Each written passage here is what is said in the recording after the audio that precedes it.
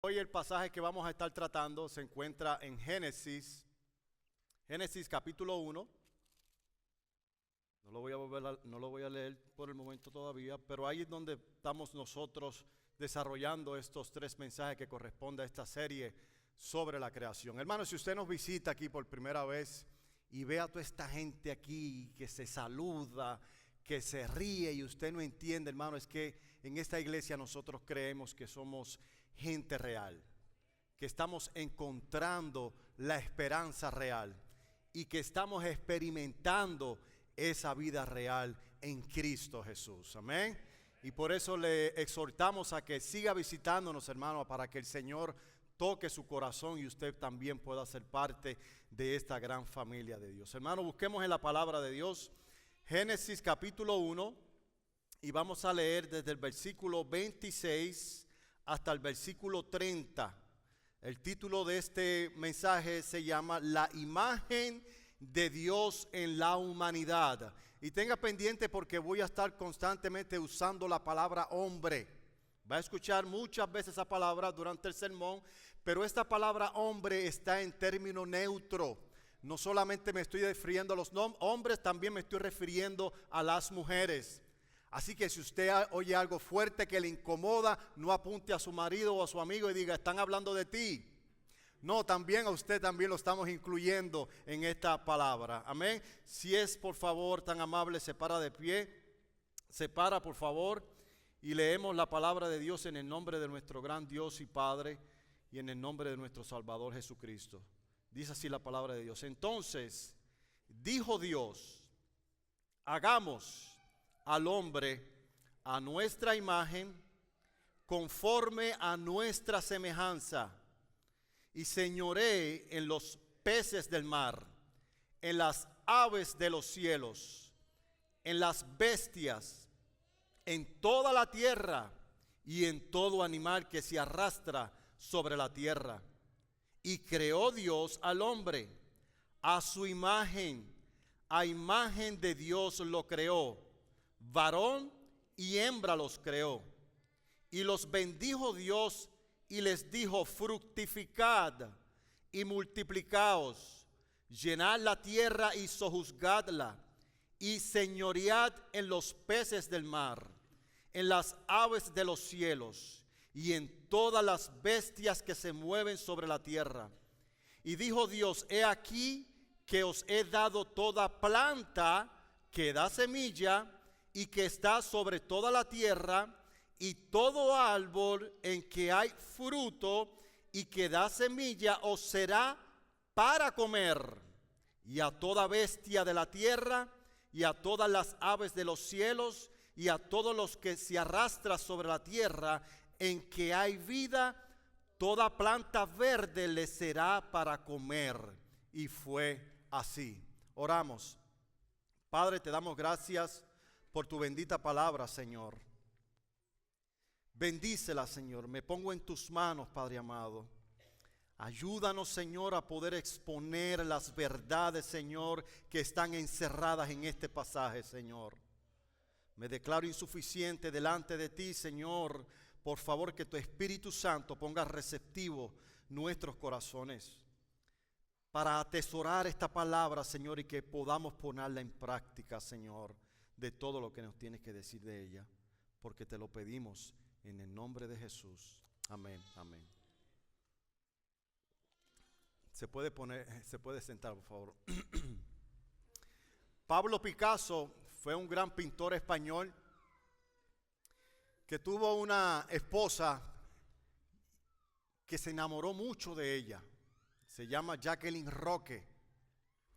Y él quiso expresar todo lo que él sentía en su corazón, que se dispuso a hacer una pintura sobre su esposa. Y cada pincelazo que ese hombre hacía dibujando a su esposa iba acompañado de un gran sentimiento que él sentía dentro de él hacia ella. Él quería exponerle al mundo lo que él sentía por esa mujer que él tanto amaba. No tanto quería expresar lo que él sentía en su corazón a base de esta mujer que él amaba, pero también quería describir lo que verdaderamente esta mujer había hecho por él. Y esta pieza que él pintó eventualmente se vendió en $17.5 millones, casi nada. Aunque Pablo Picasso, hermano, no puede hacerle justicia a lo que Dios va a hacer de acuerdo a lo que nosotros hemos leído en este pasaje, podríamos decir que Dios se dispuso, cuando escuchamos al pastor Chuy el domingo pasado hablar sobre la creación, cómo Dios había hecho la fauna, cómo había hecho el espacio, las estrellas, las constelaciones, los animales, los ríos, los mares, todo lo creó. Pero cuando se dispone a ser el hombre, era la pieza más preciosa que Dios iba a hacer sobre el planeta Tierra. Y se detuvo y exclamó de esta manera, Génesis capítulo 1, versículo 26. Y Dios dijo, hagamos al hombre conforme a nuestra imagen y a nuestra semejanza.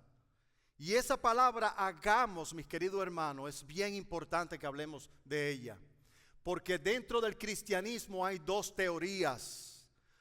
Un grupo dice que cuando Dios dijo hagamos, porque está en término plural, se entiende de que está hablando con más personas.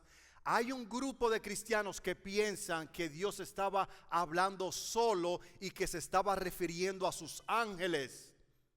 Porque Dios es uno, dicen ellos. No hay dos ni tres con Él. Pero habemos otro grupo de cristianos que creemos que cuando Dios el Padre dijo hagamos, estaba hablando con Él mismo, con su Hijo Jesucristo y con el Espíritu Santo, la Trinidad. Dios Padre, Dios Hijo, Dios Espíritu Santo. El otro grupo nos responde y nos dice eso es imposible porque Dios es uno, no hay dioses con Él. Y ellos, para avalar su teoría, dice es que cuando Dios estaba hablando aquí, cuando dijo hagamos, estaba usando un verbo peyorativo, un verbo de majestad.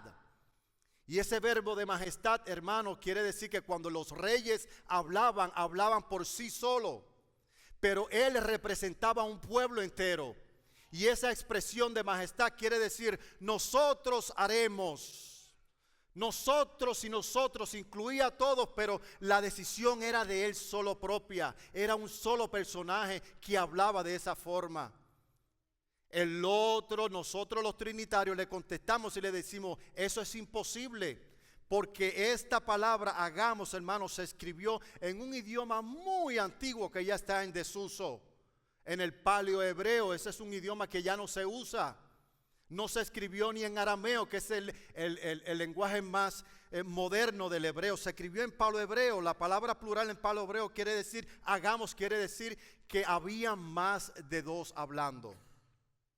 Y nosotros por la palabra de Dios podemos confirmar en Job capítulo 33, versículo 4, quiénes eran los que estaban con Dios el Padre hablando. Job dijo de esta manera, el Espíritu de Dios me hizo. Y el soplo del Omnipotente, que es Dios el Padre, me dio vida. Y de Jesús también se dice en Colosenses capítulo 1, versículo 16, porque en Cristo, en Él fueron creadas todas las cosas, las que hay en los cielos, las que hay en la tierra, visibles e invisibles, sean tronos, sean dominios, sean principados, sean potestades, todo fue creado por medio de Él y para Él. Y Él es antes de todas las cosas y todas las cosas en Él subsisten. Hermanos, o que claramente nosotros podemos ver que Dios el Padre no estaba hablando con los ángeles, porque ese verbo de majestad lo implementaron los reyes griegos. Y la Biblia, el Antiguo Testamento, no se escribió en idioma griego. Los reyes hebreos nunca usaron ese verbo de majestad.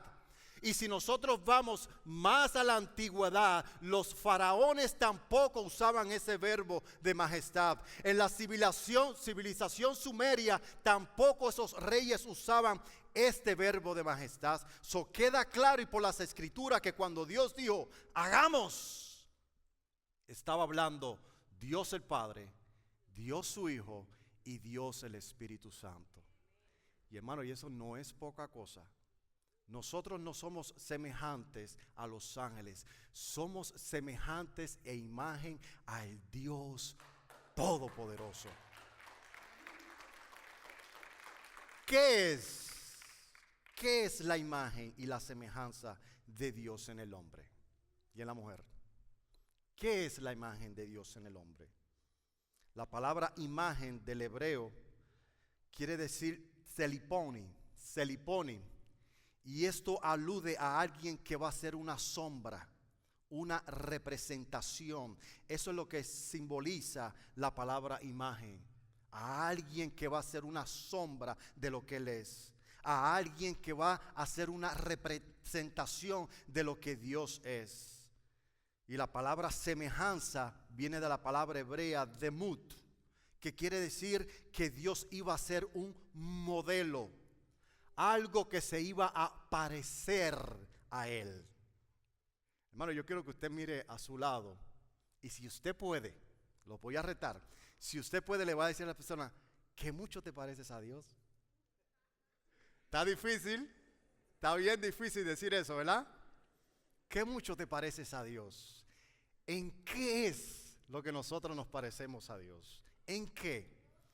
Tener la imagen de Dios o la semejanza de Dios significa, en términos muy simples, que fuimos hechos para parecernos a Dios. Adán no se parecía a Dios en el sentido de que Dios tuviera carne y sangre. No podemos decir que Dios tiene un aspecto físico o que Dios tiene una raza suprema. No es a eso lo que la Biblia está diciendo, que esa no es la imagen ni la semejanza que Dios está hablando. Las Escrituras dicen que Dios es espíritu. Juan capítulo 4 versículo 24 dice, porque Dios es espíritu y los que le adoran en espíritu y en verdad deben de adorarlo. Y eso es bien importante porque el origen de Dios no es carne y hueso. A Dios lo puedes encontrar en todas partes, en donde quiera que usted esté. Dios no es como uno de nosotros. Dios no es blanco, Dios no es negro, Dios no es moreno, hispano, anglo. Dios no es nada de eso. Esto tiene y conlleva cosas más profundas. Por lo tanto, Él existe sin un cuerpo material. Sin embargo, el cuerpo de Adán reflejó la vida de Dios en cuanto a que fue creado, esto es bien importante, en perfecta salud y no estaba sujeto a morir. Así fue que Dios creó al hombre cuando lo creó, con esa intención, que tuviera una salud óptima y que nunca iba a morir. Ese fue los comienzos como Dios nos hizo a su imagen y esta semejanza. Esta imagen y semejanza sería colocada en un cuerpo que fue creado del polvo de la tierra. Dice Génesis capítulo 2 versículo 7, entonces Dios formó al hombre del polvo de la tierra y sopló en su nariz aliento de vida. Y fue el hombre un ser viviente. Alguien que se iba a parecer a Dios. Hermano, ¿usted se ha hecho esa pregunta últimamente en su devocional, cuando lee la Biblia, cuando va a hacer un trato con un amigo, cuando va a hacer un negocio? ¿Está usted actuando de acuerdo a la imagen y a la semejanza de Dios? ¿Cómo estamos educando a nuestros hijos? ¿Cómo soy en el trato con mi esposa? ¿Lo estoy haciendo de acuerdo a la imagen y a la semejanza de Dios?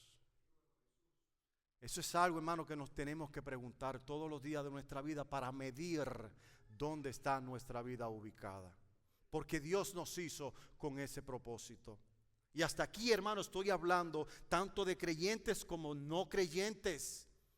No estamos hablando ahora de creyentes. Cuando usted ve a una persona que tiene problemas con homosexualismo, cuando usted ve a una mujer que tiene problemas con drogadicción, con lesbianismo, cuando usted ve a un asesino, cuando usted ve a Adolfo Hitler aniquilando a 6 millones de judíos, usted está viendo a una persona que tiene la imagen y la semejanza de Dios.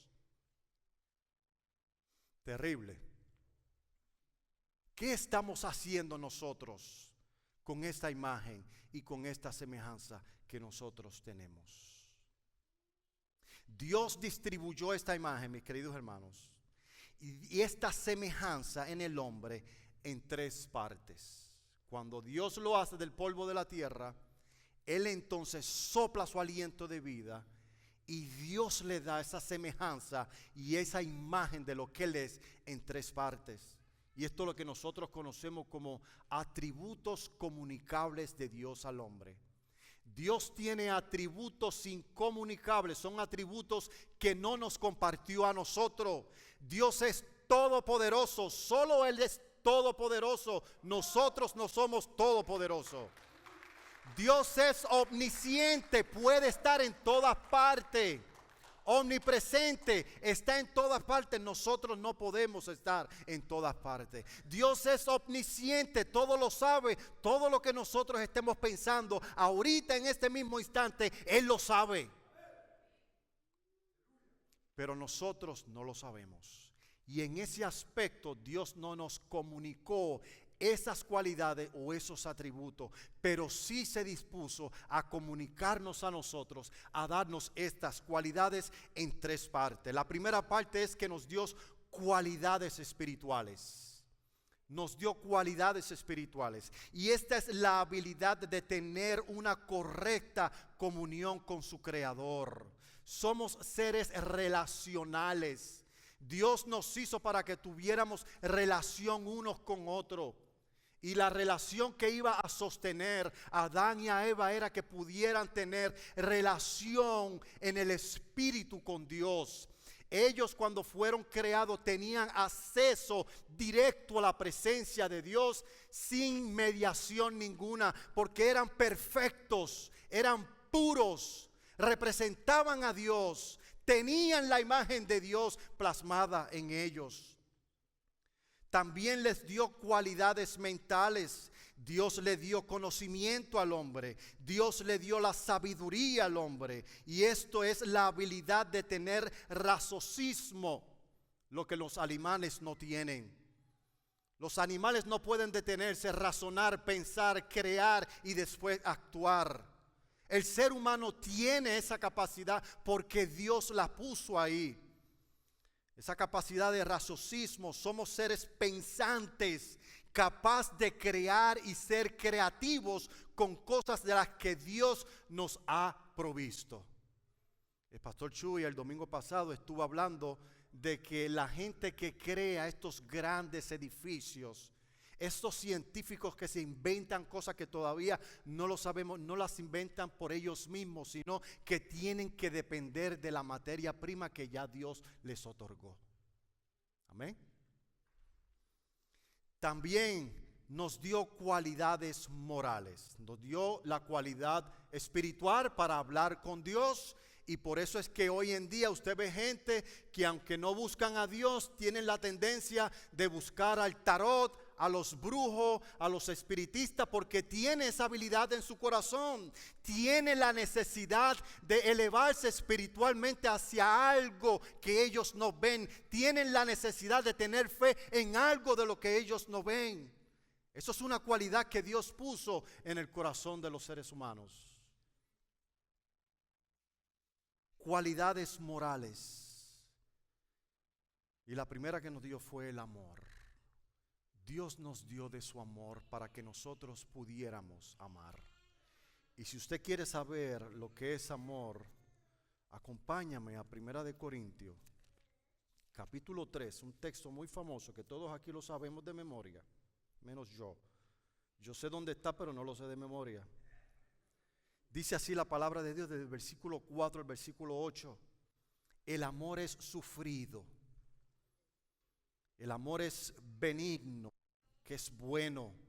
El amor no tiene envidia. Uf, uf.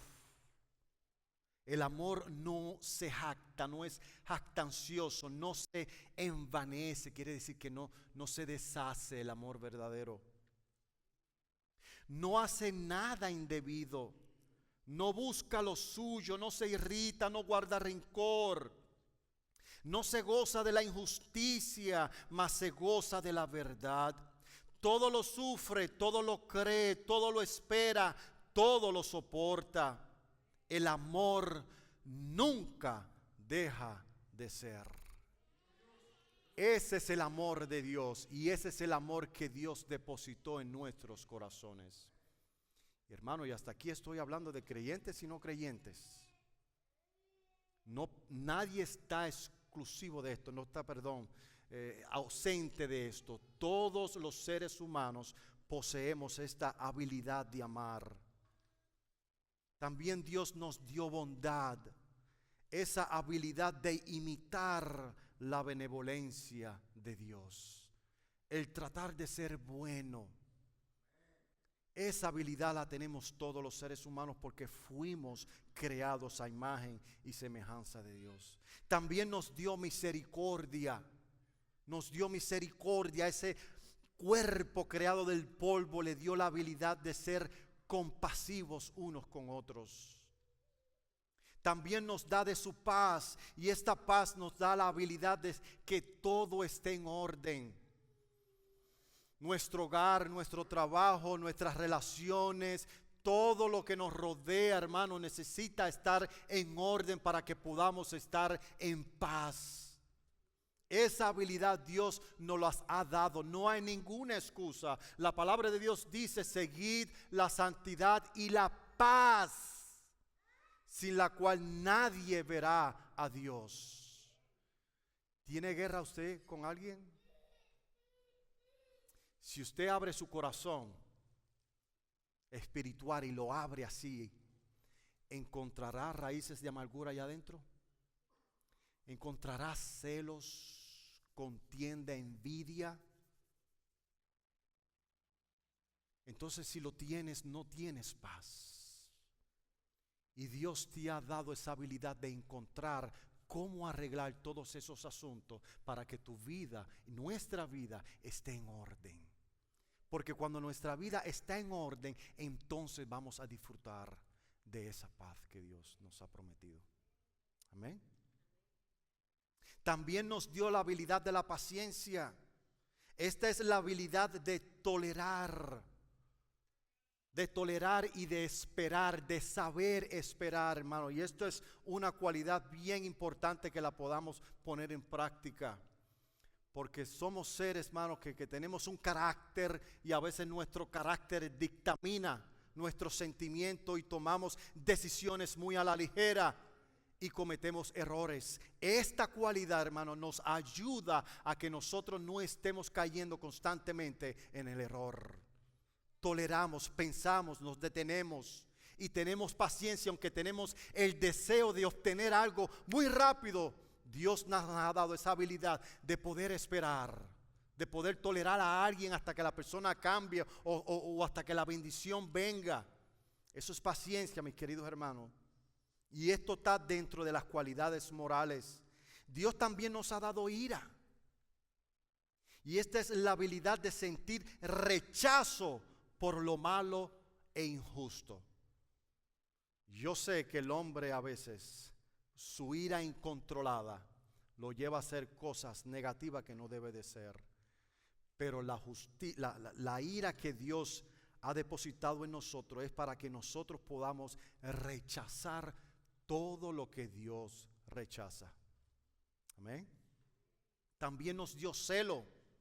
Y esta es la habilidad de sentir celo por su honor y por su gloria. Celo por lo que Dios nos ha dado, por nuestros familiares, un celo sano, un celo santo, un celo que cuida, no de forma hostigante, pero sino como un guardia que vela por lo suyo, porque entiende que Dios se lo dio. Mi relación con Dios tenemos que celarla. No está en discusión, no está en debate, no está en negocio. Mi relación con Dios es lo más importante. Yo tengo que celar ese tiempo. Dios nos ha dado esa habilidad cuando nos creó a su imagen y su semejanza.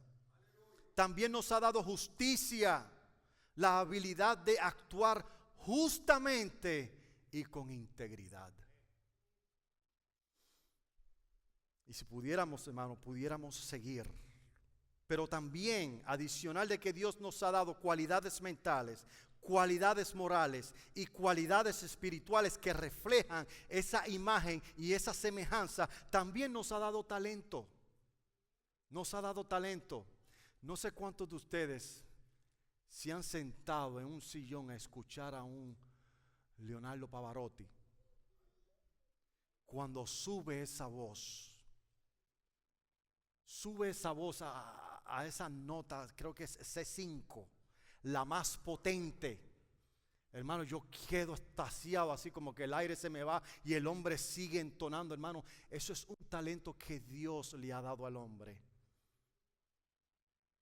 También podemos ver esos talentos en los deportes, ver estos personajes tan creativos en los deportes, con habilidades únicas que no todos poseemos. Eso también es parte de la imagen y la semejanza de Dios. El arte, cuando vemos la creatividad de muchas personas que practican el arte, los que dibujan, los que crean, los arquitectos son buenos arquitectos porque Dios les dio esa habilidad. Dios proveyó, mis queridos hermanos, al hombre lo que el cuerpo también físico necesitaba para subsistir en buena salud y en largos años de vida. No solamente le dio todas estas cualidades que yo le estoy hablando, de la imagen y la semejanza de Dios, pero también les proveyó el alimento que ellos necesitaban, como dice el versículo 29. He aquí que os he dado toda planta que da semilla, que está por sobre toda la tierra, y todo árbol en que hay fruto y que da semilla, y os será para comer. Uy, hermano, yo no me quiero meter aquí porque yo no soy, ¿cómo se le dice a estos naturistas? Pero sí me cae gordo bastante mal cuando yo oigo o veo un video de un hombre supuestamente doctor con una banana y con una papa diciendo: no consumas estos alimentos porque esto te sube la glucosa, mejor trágate 500 gramos de azúcar. ¿A dónde vamos a llegar? Si la misma palabra de Dios nos está diciendo cuál fue el alimento que Dios proveó al hombre para que pudiera tener buena salud. Hermano, no me quiero meter ahí, pero hoy en día no es Dios quien nos está proveyendo el alimento. Son las grandes empresas que se están enriqueciendo, envenenando nuestros cuerpos. Nuestro cuerpo no fue diseñado para comer cheeseburger toda la semana. No me quiero meter ahí, hermano, se lo juro, no me quiero meter ahí. Solo estoy de pasadita. Si no queremos estar continuamente en el doctor, si no queremos estar continuamente quejándonos por enfermedades, hermano, tenemos que, aunque sea, examinar por un momento esta parte de la Biblia del Génesis, para que por lo menos tengamos una idea de cómo debe de ser nuestra dieta.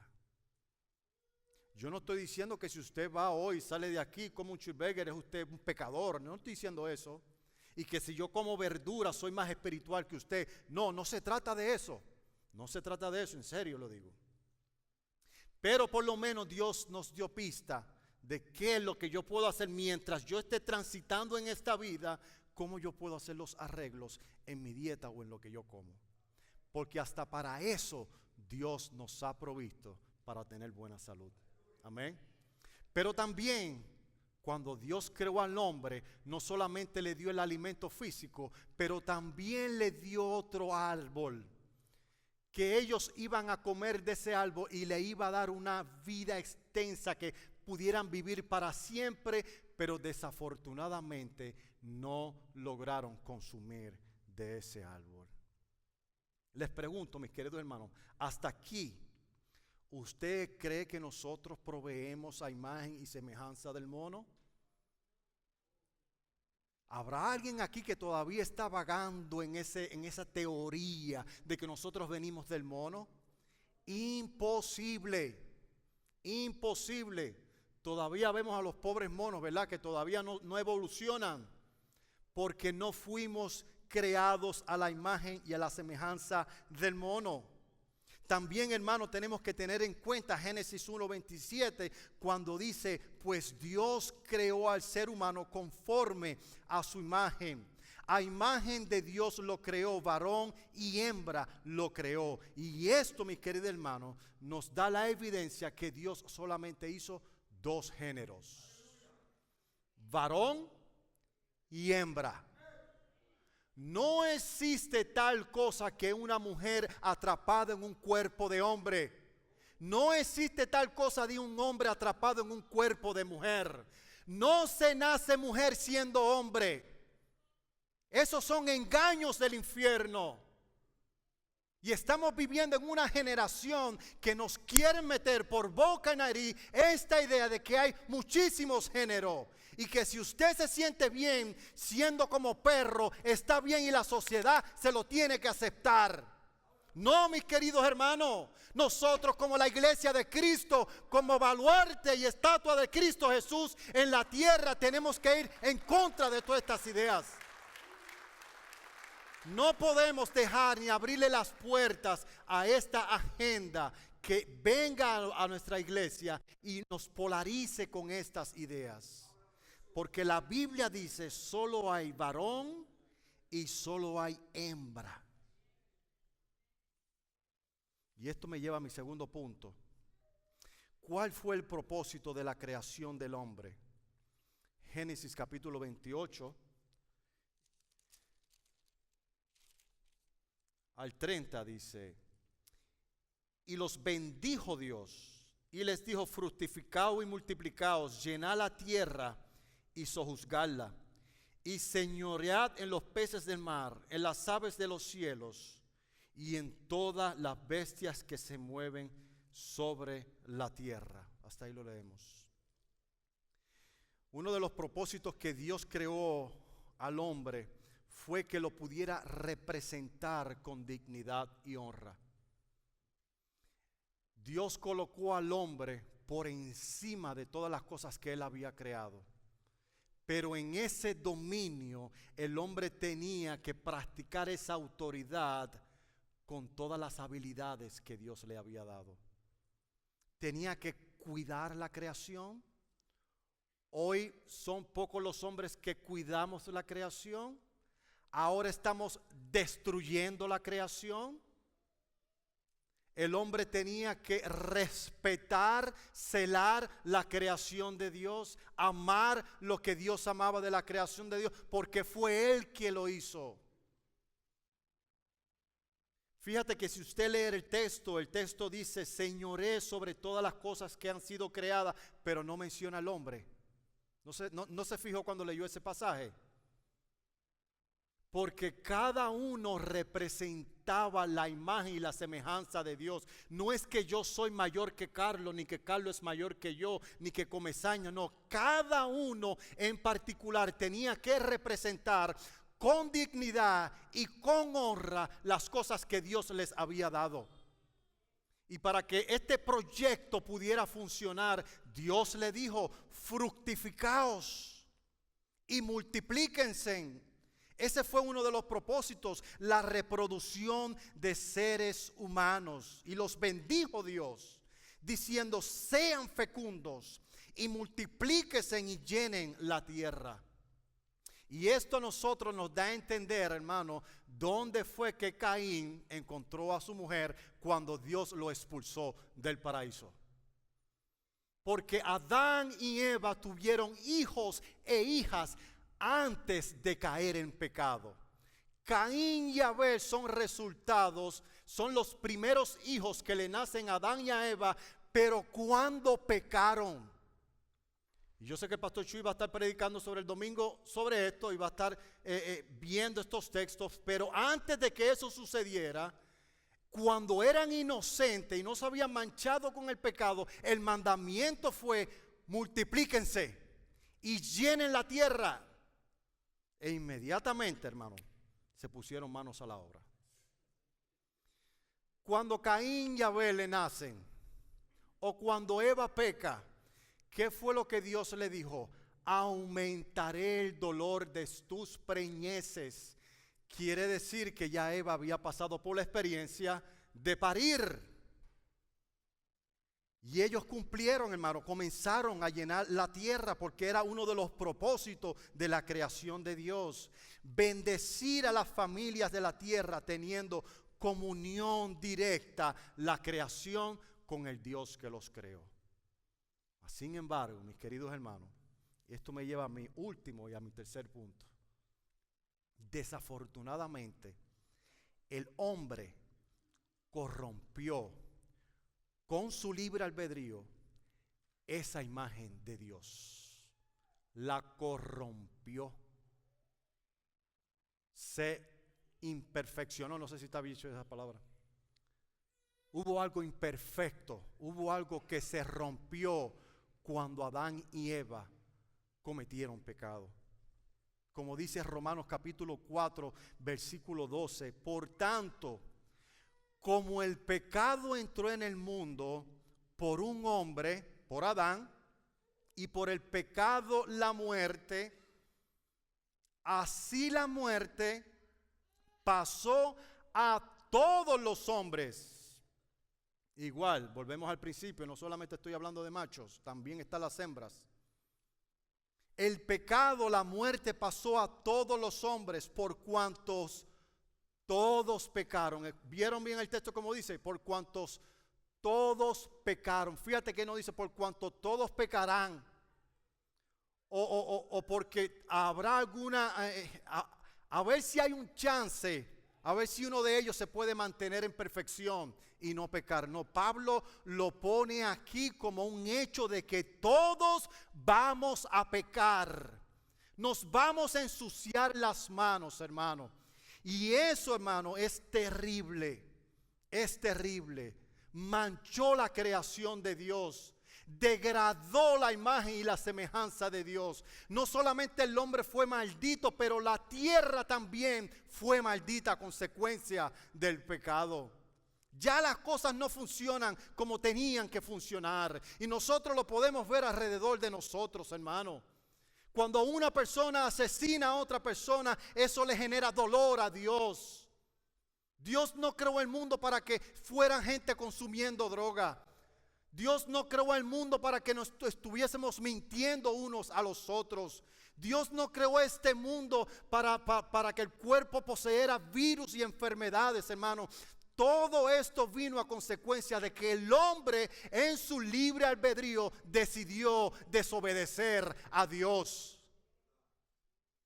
Y aunque los hombres tengan el atributo comunicable de Dios, de la espiritualidad, de poder comunicarse con Dios, que le permitía estar delante de Dios y tener comunión con su Creador sin mediación de nadie, ese acceso ha sido cerrado por el pecado.